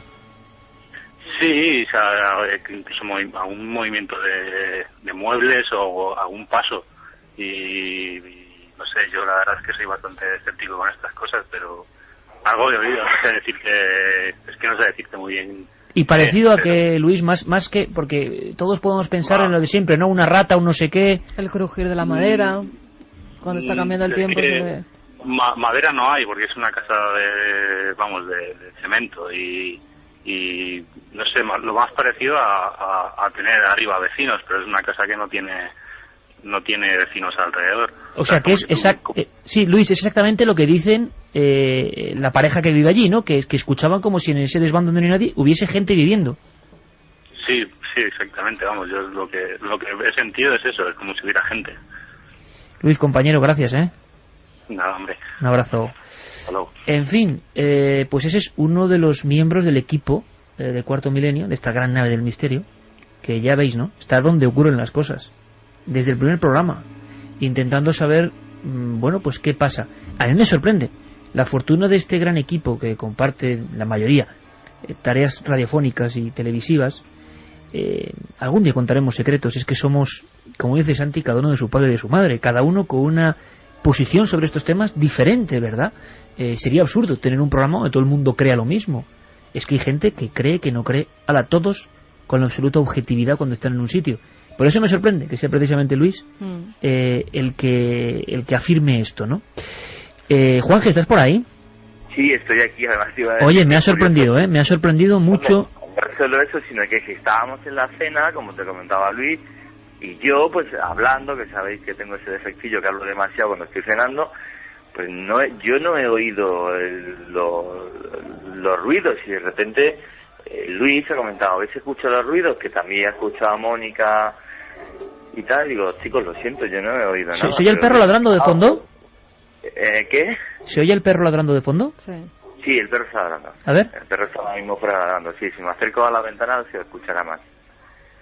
Él está fuera. No, ese no es el Rottweiler, no, el ladrido del Rottweiler te aseguro que no es ese. Es mucho más grave que ese. Ese es otro perro que habrá por ahí fuera. No, el Rottweiler cuando ladra es un ladrido mucho más profundo. Juanje, las pruebas que habéis hecho de momento, porque hay que decir una cosa, que también la pareja, el esposo de Mónica, ha vivido, prefiere no comentarlo, pero ha vivido también exactamente igual estos acontecimientos, ¿no? Sí, que de eso puedo pasar con Zeus, que además es militar y una persona de toda confianza, y que os comente también lo que él ha vivido. Además, te comentaba antes, y él presenció una noche en la que tuvieron que llamar incluso a la Guardia Civil. Pues me gustaría mucho conocerle. ¿Me lo pasas, Juanje? Pues te paso ahora mismo a Zeus y que te cuente su experiencia. Te paso ahora mismo a Zeus. Espera un segundito, te paso a Zeus, ya estás con él. Zeus, buenas noches. Buenas noches, Iker. Primero, muchas gracias porque has sido la persona clave, ¿no? Que ha hecho que conozcamos esta historia. Nos estamos quedando muy impresionados con mucha gente, imagino, que sintoniza la SER en cualquier punto de España y del mundo por repito, ¿no? Por la enjundia de lo que estamos escuchando. Una cosa, gente absolutamente normal, gente que no tenéis nada que ver con el espiritismo ni con creencias extrañas y que os encontráis con eso, ¿no? ¿Cuál es el día? Les lo comentaba a tu esposa. ¿Cuál es el día en que tú te das cuenta que eso realmente tiene poco de explicable? Pues bueno, es que esto viene de un tiempo atrás, ¿no? Y bueno, yo recuerdo que hace pues relativamente poco estábamos aquí una noche, ¿no? Y estábamos todos ya durmiendo y de repente pues oímos como el ruido de los vasos, platos y demás se caían al suelo, ¿no? Vasos y platos de cristal. Sí, vamos, estaba la vajilla y los vasos pues hecho añicos en el suelo. Y claro, bajamos, ¿no? Porque pensamos que hubiera podido ser alguien que hubiera entrado a casa por la ventana y tal, y no había nadie. Salimos afuera tal, y tampoco había absolutamente nadie. Y ese día ya, claro, cogisteis un respeto. Oye, lo de los animales, imagino a ti con un Rottweiler poderoso ahí fuera, ese miedo de los animales y sobre todo de ese perro fiero y acostumbrado a defender, ¿no? Te llamaría también mucho la atención. Pues sí, porque es un perro bastante grande, ¿no? Entonces un perro que así de ese tamaño y de esa raza que tenga ese miedo a entrar y tal, pues impresiona bastante. Y luego aparte del perro, pues tengo mi gato también que pues de vez en cuando, ¿no? Le da por en mitad de la noche empezar a ponerse nervioso, ¿no? Se le eriza el pelo y empieza a dar vueltas por todos lados y tal. Y bueno, eso impresiona bastante porque yo, según mi opinión, es que está sintiendo algo que yo no le doy explicación, vamos. ¿Y cómo es eso de que un día tenéis que incluso llamar a la Guardia Civil? Sí, pues la noche aquella en la cual se cayó la vajilla y los platos y tal, pues llamamos a la Guardia Civil porque a nosotros nos resultó que había entrado alguien a casa, porque es que no era normal, pero claro, no, la Guardia Civil vino, estuvo por la zona, estuvo mirando lo que es el campo alrededor de la casa y tal, y no había absolutamente nadie, ni restos de que hubiera entrado nadie, ni nada, vamos, no había nada. Caramba. Santi, yo creo que es un caso con tantos elementos que pocas veces hemos visto no solo los testimonios, sino tan diferente cantidad de fenómenos, ¿no? Llantos del niño, el niño no llora y se coge por el interfono, pasos, cristales que se rompen, perros que no quieren estar ahí dentro, visiones, elementos de espiritismo, vamos a llamarlo así, popular, en el lugar antes de que ellos lleguen. No, la verdad es que es... trasladando de la ufología a estas lides el título de una gran obra, es un caso perfecto, es decir, estamos ante, yo creo que una variedad de elementos muy desconcertantes. Yo personalmente me quedo con el comportamiento de los animales, de seres que tenemos que recordar que su capacidad de ver en el espectro lumínico es mucho mayor que la nuestra, de oír frecuencias que nosotros no podemos oír. Un perro puede simplemente con su sentido del olfato sustituir nuestro sentido de la vista. Él puede oler más cosas que nosotros vemos y evidentemente algo extraño sucede ahí, y estoy impaciente porque Juanje vuelva con los resultados. Yo creo que debería, que lo va a hacer, ¿no? Es un consejo inútil, porque él ya de antemano lo va a hacer. Debería hacer algún tipo de experiencia psicofónica en ese desván, en algún tipo de comprobación, porque desde luego ya sería la guinda del pastel, o sea, sería justo lo que faltaba, ¿no? Juanje, ¿qué pruebas estáis haciendo o se han hecho ya? Vamos a ver si Zeus pasa el teléfono a nuestro compañero Juanje. Sí. Había olvidado yo en este momento que era el mismo teléfono que tiene Zeus, al que le agradecemos enormemente también su testimonio, por supuesto, y su ayuda. Juanje, ¿qué pruebas habéis hecho ya y cuál es el resultado de momento? De momento las pruebas psicofónicas, bueno, pues escuchar un par de pasos y un susurro, una voz prácticamente inaudible. He hecho pruebas psicofónicas, tanto de psicofonías normales, y utilizando el aparato de radio en el que se apreciaron hace años esos lamentos, esos lloros, pero bueno, ya te digo, no hay ninguna prueba clara psicofónica que yo pueda decir a la audiencia que realmente me dice una voz clara algo o un mensaje de algo. ¿Hay algún lugar, Juanje, nos pregunta mucha gente, que te haya llamado la atención especialmente de esa casa? ¿Algún lugar en especial? El desván. El desván, sí. El desván no sé qué tiene, que cuando subes arriba notas como que si el ambiente fuera diferente. Sé que es algo completamente subjetivo, no tengo otra forma de explicarlo, pero sí, el desván no sé qué tiene, pero que tiene algo, no sé, lúgubre, desapacible, y vuelvo a decir que es una instancia completamente reformada y en orden, pero no sé por qué, pero sí que da esa sensación desapacible. Entonces es lo que no deja de ser curioso, cuando además el foco de todos los ruidos de la casa sea ese. Luego también me ha llamado mucho la atención pues el tema de Rottweiler, porque yo por casualidad también tuve uno y sé la valentía de estos perros, el hecho de que el perro no quiera entrar aquí y no suba la escalera. Cuando vivía con Mónica en Francia y tenía esa vida tan sumamente normal, pues es una cosa a la que yo no le encuentro explicación alguna. Juanje, hay en ese desván que tanto te llama la atención, aparte de esa sensación subjetiva que es muy valiosa, algún elemento objetivo desde el punto de vista de alguna mancha extraña de humedad, alguna variación de temperatura con el resto de la casa, o en ese sentido es completamente nada normal? Santi, yo no he sentido ahí, o sea, no hay una mancha de humedad ni un sitio que te pueda decir justo en este punto veo algo extraño o algo en el suelo o algo en el techo, nada. Es el desván en sí entero, vuelvo a repetir, que está completamente reformado y no tiene un aspecto tampoco especialmente lúgubre ni nada parecido, pero en el que uno tiene esa sensación, bueno, pues de desazón, en la que se siente como incómodo, o como el susto que me he llevado ahora sin querer darme los Zeus al ir subiendo arriba en la oscuridad y sentir unos pasos que no era arriba, que eran detrás mío. Juanje, te preguntan si ha muerto alguien en esa casa. ¿Se ha pasado algo en esa casa? No, si ha muerto alguien, preguntan. Aquí sí, falleció la abuela de Mónica, falleció en esta casa. Pero en cambio la figura, la sombra que ven en algunos de los casos es una figura masculina. La figura, no sé, que te responda Mónica si serán masculinas o femeninas, no lo sé.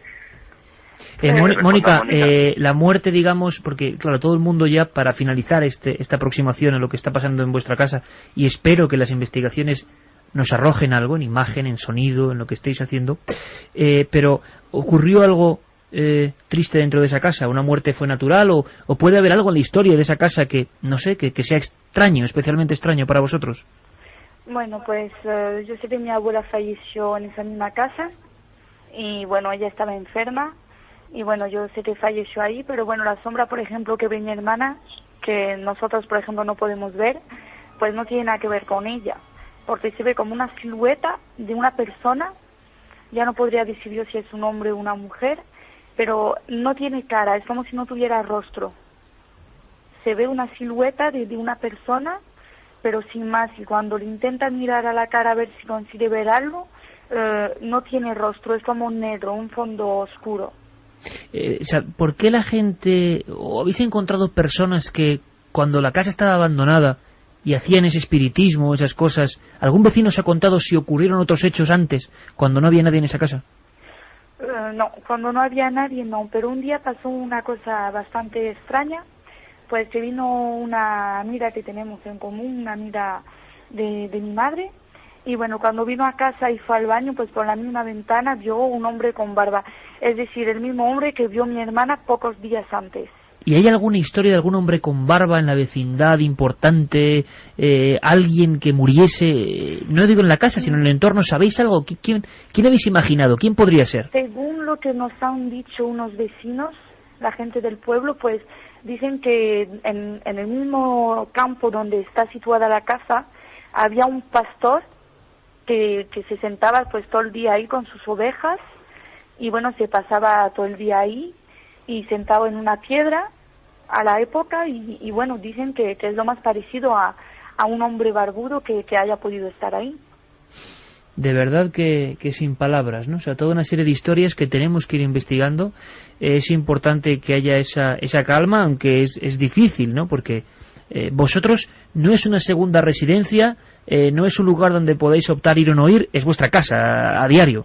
Exacto, bueno, de momento es el único domicilio que tenemos, donde tenemos que vivir día a día.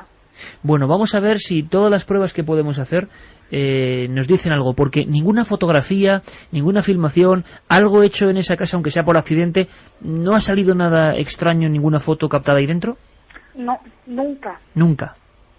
Bueno, pues yo creo que de momento es un caso de los más inquietantes que nos hemos encontrado, que desde luego estamos seguros que no hay ningún peligro, es lo único que podemos decir, para las personas que ahí están, para Zeus, para Mónica, para sus buenos amigos, para su familia, seguro. Es algo que ocurre por algún sentido que se nos escapa, tendrá que ver con los rituales que han hecho ahí, por qué en ese lugar. Vamos a intentar descubrir algo más, vamos a intentar investigar y arrojar algo de luz, pero ante todo calma y sobre todo, de parte de todo el equipo de Milenio 3, no podía haber empezado mejor la temporada con gente tan seria, tan amable, tan dispuesta como vosotros. Mónica, Zeus, os mandamos un abrazo grandísimo y esperamos a ver si tenemos pruebas dentro de poco. Un abrazo muy fuerte a los dos, gracias. Muchas gracias y enhorabuena. Gracias. Gracias. Juanje, a ti y a todo el equipo, como siempre, compañero, desde luego que el caso merece la pena, ¿eh? Y te esperamos muy pronto por aquí, para que nos cuentes trozos de historia. Sigue investigando y desde luego, si de aquí a las 4 de la madrugada y cualquier novedad, Juanje, cualquier novedad de cualquier tipo, línea interna, nos llamas, te damos paso de inmediato, ¿te parece? Me parece perfecto, Iker. Muchísimas gracias, como siempre. Gran trabajo, amigo, un abrazo. Un beso. Un abrazo, un abrazo.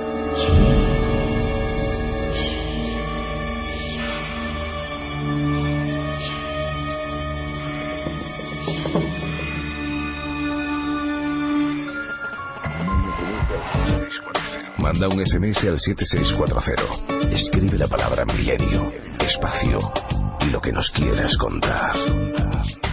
Comentaristas de Milenio 3. Sabemos que siempre hay alguien al otro lado.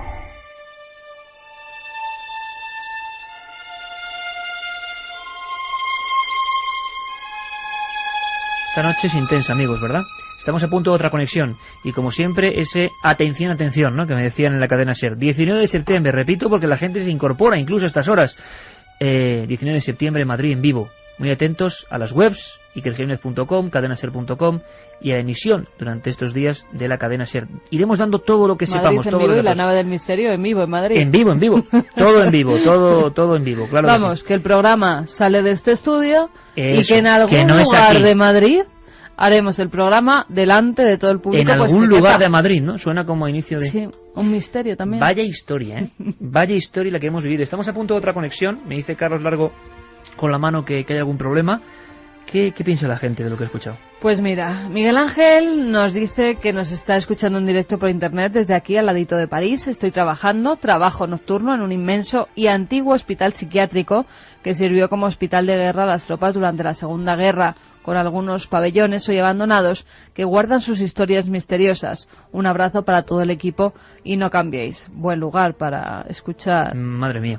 Ahora a la vuelta vamos a seguir investigando porque mira, sí que entra la conexión, Carmen, y es Nacho Ares. Nuestro compañero Nacho Ares, director de la revista Arqueología, miembro fundador, podemos decir, ¿no?, de esta nave del misterio, y lo tenemos muy lejos y nos quiere contar cosas, y por si faltaban pocas cosas, encima de un aspecto no arqueológico, sino también sobrenatural, un poco extraño. Está en el otro lado del mundo, nuestro compañero Nacho. Buenas noches, amigo. Buenas noches, Iker. Buenas noches, Carmen. ¿Cómo estáis todos? Pues estamos pues escuchándote muy atentos, muy contentos de empezar la 9ª temporada contigo y sobre todo preguntándonos, ¿dónde estás exactamente, amigo? Pues mira, ahora mismo me encuentro en el Club Español en Montevideo, la capital de Uruguay. Llevo dando vueltas por esta parte del continente casi 10 días, todavía me quedan unos pocos para regresar a España. Vuelvo mañana por la tarde a Buenos Aires. Y en estos viajes pues he estado recopilando algunas historias curiosas, muchas de ellas relacionadas con el mundo de la egiptología, que es mi verdadera pasión, como bien conocéis, pero algunas de ellas, como bien aficionado al mundo del misterio, como comentabas al principio, pues yo creo que os pueden interesar esas historias de fantasmas en el tren en el metro de Buenos Aires, que yo creo que van a impresionar a muchos de los oyentes. Claro, nos contarás muchas cosas, incluso de túneles. Es una mezcla un poco entre misterio y arqueología, que siempre va unido, túneles por debajo de algunas ciudades, pero lo del metro nos ha sorprendido, Nacho. ¿Nos puede dar alguna pincelada por lo menos a estas horas? Hombre, hay una línea que está repleta, podríamos decir incluso de leyendas urbanas, ¿no? Porque todo este tipo de comentarios, este tipo de avistamientos comienzan con una aparición un tanto sospechosa o un tanto endeble desde el punto de vista del testigo, pero que luego va creciendo y se forman verdaderas historias realmente curiosas, ¿no? Quizás la línea de la que vamos a hablar luego con más detenimiento es la línea A del metro de Buenos Aires, en donde hay 4 estaciones, todas ellas seguidas, que cada una de ellas tiene su propia historia de fantasmas y de hechos realmente insólitos y tremebundos, me atrevería a decir, que bueno, que cautivan la imaginación de cualquiera que se acerca a montarse en sus vagones. Hay que pensar que gran parte de la red del metro de Buenos Aires pues ofrece un servicio bastante moderno, pero precisamente la línea A conserva unos coches de madera prácticamente muy avejentados. A mí me recordaba muchísimo a los coches que hay en los parques de atracciones en España, y que bueno, le da una idea y un sentido bastante insólito. Luego lo podemos escuchar. ¿Y cuál es la historia, por ejemplo, que a ti más te ha llamado la atención, Nacho? A mí lo que más me ha impactado es lo de los túneles, ¿no? Como bien comentabas, a mí realmente mi pasión es la arqueología, y yo conocí algunas historias de túneles subterráneos en ciudades sudamericanas como en Cuzco, y me he descubierto que en Buenos Aires también, ya desde la época colonial, desde el siglo XVII, hay algunas redes de túneles, la gran mayoría de ellas todavía sin explorar por las construcciones de viviendas modernas, que los cimientos han solapado y han tapado la continuidad de estos túneles, pero que encierran leyendas realmente curiosas, no solamente desde el punto de vista histórico, sino también de leyendas e historias no leyendas, verdaderas historias de piratas de los siglos XVIII y XIX, que es cuando se desarrolló gran parte de la red de túneles que cruza todo el subsuelo de la ciudad de Buenos Aires, la capital de Argentina. Desde luego que Nacho está llevándose en su mochila particular un montón de historias. Creo que hay un poquito de retorno, alguna sensación un poco extraña. Podías casi en titulares, aunque sea Nacho, y ampliaremos en futuras semanas. Bueno, te veremos en Madrid en vivo el día 19, seguro. Pero casi en titulares, como tú sabes, oye, una historia de un fantasma de este metro, ¿cuál podría ser? Así para dejarnos con inquietud justo ahora que vamos a la siguiente hora.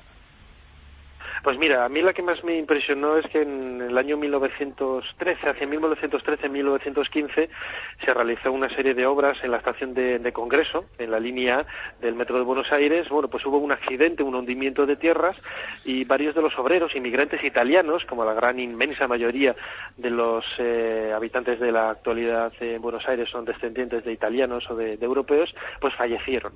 Bueno, pues cuenta uno de los avistamientos que varios testigos, cada vez que se va la luz de los coches del tren al pasar por la estación de Congreso, ven una estación fantasma, y ven precisamente a estos dos obreros fallecidos en el accidente sentados en la estación, mirando con tristeza el paso de los pasajeros en esa especie de tren fantasma al que todo aquel que quiera subirse se puede subir en la línea del metro de Buenos Aires. Una historia casi sumida en el mundo de la leyenda que realmente pone los pelos de punta una vez que estás ahí en la propia estación y bueno, y convives un poco con la gente que a diario a cientos de miles pasan por la línea y te conversan este tipo de leyendas, ¿no?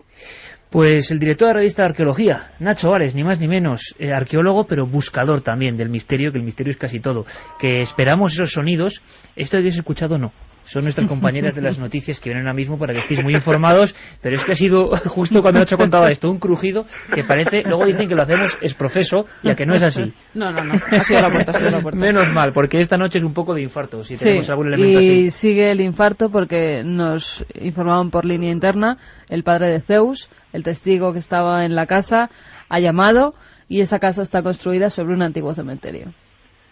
Bueno, pues luego conectamos de nuevo con Juanje, quizá, para saber algo más. Menuda noche. Y tenemos mucho más. Nacho, un abrazo grandísimo. El día 19 en Vivo en Madrid. Un abrazo, compañero.